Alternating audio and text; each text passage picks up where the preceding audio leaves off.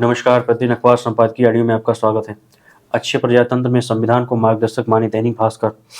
नारायण मूर्ति का कथन और उत्पादकता का प्रश्न। Business standard. कानून बनाम पेश जनसत्ता। अब आर्टिकल विस्तार से।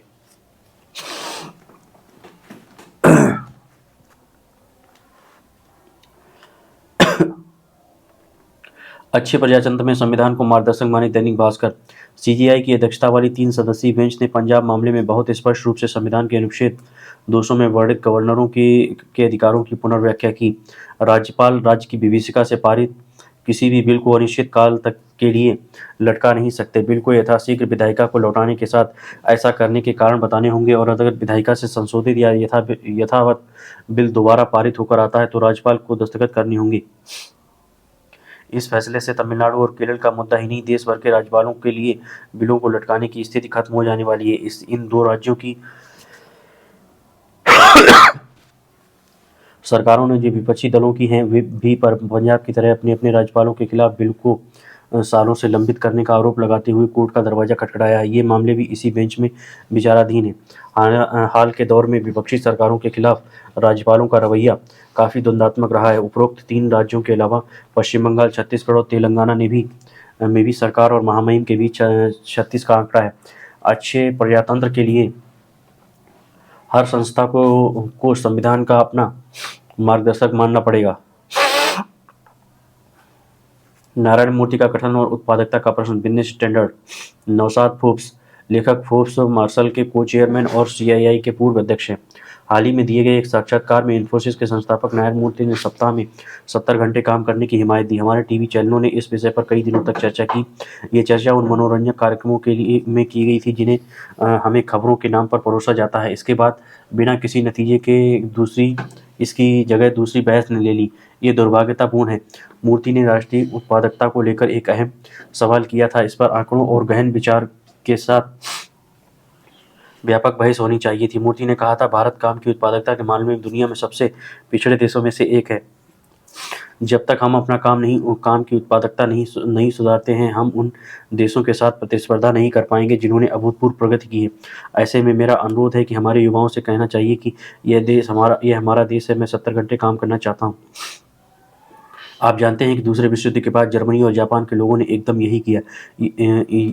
इन बातों पर काफ़ी प्रतिक्रिया हुई। किसी ने सराहना की तो किसी ने जापान को अतिशय काम के कारण सामाजिक समस्याओं का सामना करना पड़ा। यह भी कहा गया कि देर तक काम करने के बजाय चतुराई पूर्वक काम करना चाहिए। मैं कहूँगा कि हमें मूर्ति की उत्पादकता वाली बात पर ध्यान देना चाहिए।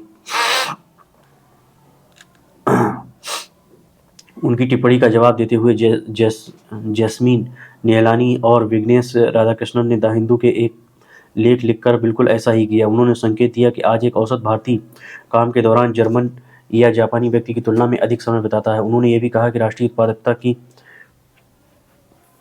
सही तुलना प्रति घंटे काम से उत्पन्न सकल घरेलू उत्पाद यानी जीडीपी से होती है। इस मानक पर औसत भारतीय की तुलना में 4 गुना उत्पादक हैं और औसत जर्मन 7 गुना। ऐसे में कर्मचारी के काम के घंटे बढ़ाने से कुछ नहीं होने वाला। तो क्या किया जाना चाहिए? 3 काम क्रमशः ज़्यादातर लोगों ने काम कराया। 3 काम ज़्यादा लोगों से काम कराया जाए। शहरों में ज़्यादा लोगों को आधुनिक विनिर्माण और सेवा से जोड़ा जाए और लोगों से लंबी अवधि तक बेहतर काम कराया जाए। जीडीपी अर्थव्यवस्था में उत्पादन के आकलन का प्रमुख जरिया है और उसका संबंध उत्पादकता से है। सन 1991 के बाद हमारी आबादी 50% बढ़ी है, जबकि जीडीपी में 10 गुना का इजाफा हुआ है और यह 350 अरब डॉलर से बढ़कर 3.5 लाख करोड़ डॉलर हो गया है। किसी देश के विकास के दौरान वृद्धि का सबसे बड़ा कारक लोगों का बेहतर रोजगार पाना होता है। श्रम गतिशीलता का महत्व यही है कि लोग कम उत्पादकता वाले कृषि क्षेत्र से अधिक उत्पादकता वाले आधुनिक विनिर्माण क्षेत्र की ओर अग्रसर हूँ। आज़ादी के 7 दशक बाद भी हमारी आधी श्रम शक्ति के कृषि व असंगठित ग्रामीण सेवाओं में लगे होने का अर्थ यही है कि विकास की गति धीमी। भारत की श्रम शक्ति में महिलाओं की हिस्सेदारी केवल 25% है। यह G20 देशों में न्यूनतम है और हम सऊदी अरब से भी पीछे हैं।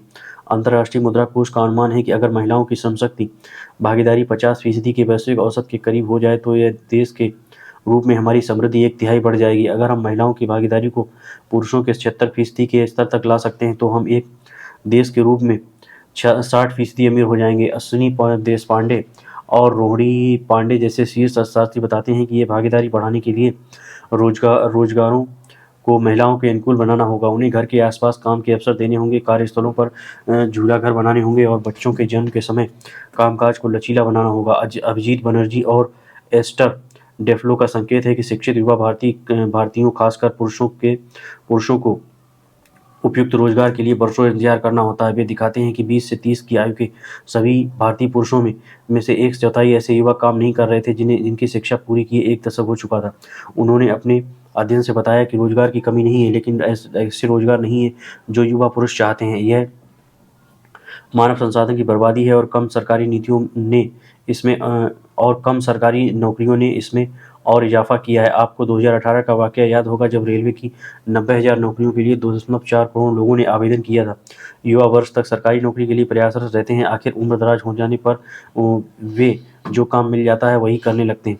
विनिर्माण से उत्पादकता में अचानक तेजी आती है। आर्थिक सहयोग और विकास संगठन के अनुसार अगर कुछ वर्ष पहले हमारी 40 करोड़ की पूरी श्रम शक्ति फैक्ट्री क्षेत्र में होती तो हम 15 गुना अधिक अमीर होते हैं और हमारी औसत प्रति व्यक्ति जीडीपी दक्षिण कोरिया के समान होती। सरकार का विनिर्माण पर ध्यान देना अच्छी बात है, लेकिन सेमीकंडक्टर और स्वच्छ ऊर्जा को लेकर अपनी उत्पादकता के बीच हम कपड़ा और वस्त्र, चमड़ा और जूते चप्पल और खाद्य प्रसंस्करण जैसे श्रम के इस्तेमाल वाले क्षेत्रों की ज़रूरतों को ध्यान नहीं रख पाए। यही कारण है कि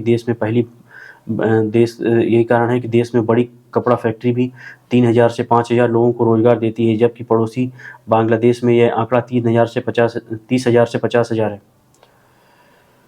पर्यटन जैसे रोजगार गहन क्षेत्र में हमने काफ़ी अवसर गंवाए हैं। 2019 में यानी महामारी के पहले 1.8 करोड़ विदेशी पर्यटक आए थे और हम वैश्विक पर्यटन रैंकिंग में 25वें स्थान पर थे।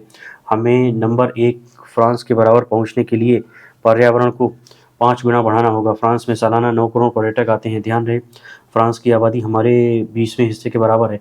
मूर्ति का यह कहना सही है कि हमारी प्राथमिक उत्पादकता होनी चाहिए। मेरा भी यही कहना है कि हमें अधिक से अधिक लोगों को रोजगार देने की आवश्यकता है और इसके बाद विनिर्माण और पर्यटन में आधुनिक रोजगार बढ़ाने की आवश्यकता है। अगर बात करें सप्ताह में 70 घंटे काम करने की, तो हम में से कुछ लोग जो खुशकिस्मती से आधुनिक रोजगारों में हैं, उन्हें मूर्ति की बात से प्रेरणा लेनी चाहिए और लंबे समय तक तथा मेहनत से काम करना चाहिए। देश में तमाम जगह हैं जहां हमारे योगदान की आवश्यकता है और हमारा सबसे बड़ा योगदान होगा लोगों को अधिक से अधिक काम करना। इस चुनावी मौसम में इस मसले पर वास्तविक बहस ही सरकार और विपक्ष के लिए सार्थक होगी, क्योंकि अंततः बात उत्पादकता की है। कानून बनाम पेश जनसत्ता। राज्यपालों और राज्य सरकारों के बीच ताकत की लड़ाई में कई बार अप्रिय स्थिति पैदा हो जाती है। पंजाब, तमिलनाडु और केरल में यही हुआ है। वहाँ के राज्यपाल ने विधानसभा में पारित कानूनों को मंजूरी देने के बजाय लंबे समय तक लटका कर रख लिया है। इस पर इन राज्य सरकारों ने सर्वोच्च न्यायालय में गुहार लगाई है कि राज्यपाल उन कानूनों पर कोई निर्णय नहीं ले रहे हैं। तब न्यायालय ने मौखिक रूप से कहा था कि राज्यपाल कोई चुने हुए प्रतिनिधि नहीं होते हैं और विधानसभा द्वारा पारित कानूनों को लंबे समय तक लटकाने का उन्हें कोई अधिकार नहीं है। अब पंजाब सरकार की याचिका पर विस्तृत फैसला देते हुए कहा है कि विधानसभा द्वारा पारित प्रत्येक कानून वैध है।